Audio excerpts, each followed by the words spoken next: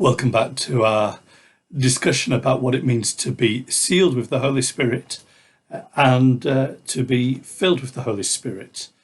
And at this stage, we're particularly focusing on John chapter 14, verse 16, where Jesus says, "I will ask the Father, and he will give you another advocate." And the Greek word there is paraclete. The idea of that word is somebody called alongside. We may refer to them as a helper.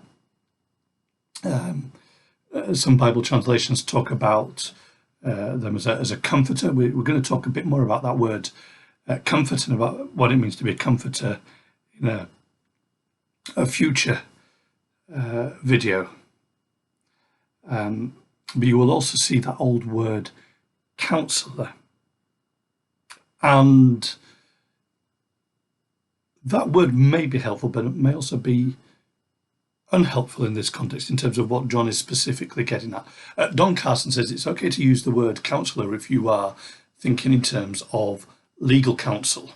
So not a marriage counselor, not a psychotherapist.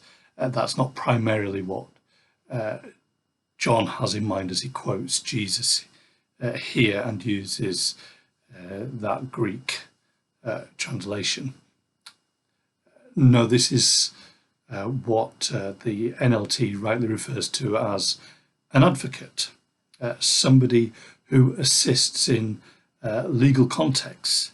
Again, as Carson says, when you get into John 16, you're going to see that very forensic, very legal idea applied to the Holy Spirit, more in the sense of him being the advocate, the barrister, the spokesman for the prosecution in bringing a conviction about. And we will get onto that later on. But I wanted to spend a bit more time talking about the advocate as the one who is alongside you and me today. That sense that I am not alone. That sense that in God's courtroom and in the courtroom of life, that there is somebody there to speak for me, somebody there to help me, someone there to advocate for me. Over a year ago now, I went with some friends to court. It was an immigration tribunal. And in fact, it was actually a court level. It was an appeal court level, and the judge in that court called in the people making the claim, those that were looking for asylum, and their barrister. And there was a barrister from the Home Office. And the judge at the start said, "I want to explain to you what is going to happen. This is going to be the order of events. First of all, the barrister for the Home Office will get to present their case, and there'll be cross-examination as well. You will be asked some questions. And then, at the end, your barrister, your advocate, will speak for you. They will speak last, because in my court, your advocate always has the last word." I thought that was incredible. It left me wondering whether the judge was a Christian, just that sort of rub off on their attitude and understanding of life. You know, it just was so pertinent. And afterwards, as they had to wait for the judgment, we reflected on that and reminded them of that. Yes, your advocate, your spokesperson, your representative always has the last word, because it's God himself. My representative is Jesus. My advocate is the Holy Spirit. They had somebody else to speak for them. Now, we often talk about one of the roles we play in seeking to look after people in the community as advocates in a broader sense of that word, being there to be with them and to speak for them and to help them to speak for themselves in difficult situations, whether that's dealing with social justice issues, whether it's helping support asylum seekers.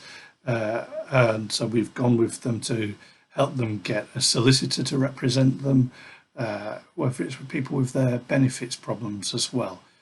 We've been with people that have wanted to see the MP and they've needed a bit of courage, a bit of metaphorical hand-holding, if you like. We've been there alongside people. When it came to the court, now I had written in support of these people, as I have done many times before. On this occasion, I was not called as a witness. The judge looked at all the evidence and said, actually, no, we don't need to hear or to cross-examine the people that have written in support of you, because the case rests on other issues. And I don't think that what has been said by people that have written in support of you is in doubt. I know of situations where this has been the case where pastors have been called as witnesses, but not on this occasion.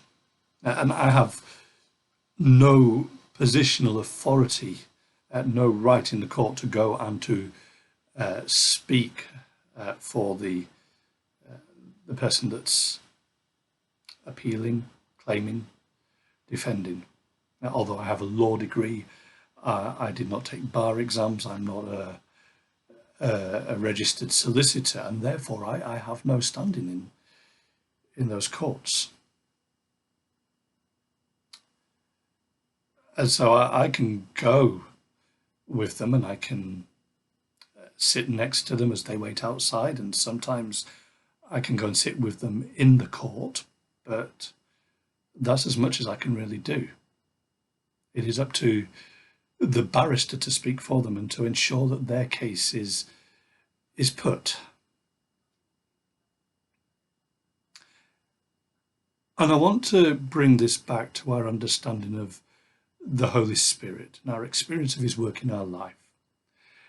As I mentioned in a previous video, elsewhere Jesus will talk about God's people when they're falsely accused, when they're dragged into the courts, when they are opposed and debated with. And he said, don't worry about what you will say, because the Holy Spirit will be there. He will give you the words to say. What? He's going to be the one that will speak. And one of the things this reminds me of is that I don't have to defend myself. I don't have to speak for myself. I don't have to determine the case, because God will work. In terms of my relationship to God, my advocate speaks, and therefore the case is not going to be any excuse or self-justification that I can make to God. But the case rather is going to be on the basis of the gospel, on the basis of Christ's finished work, on the basis of justification by faith alone. And that's the case the Holy Spirit makes in the courtroom of heaven. In the courtroom of life, I believe it's the same. I believe that the Holy Spirit's response to any accusation thrown at us by the devil or by human false accusers is simply this: it's the gospel. Any attack on the gospel itself, on Christianity, again, the Holy Spirit will come back and say the defense is Jesus and the reality of salvation. And that's what he does.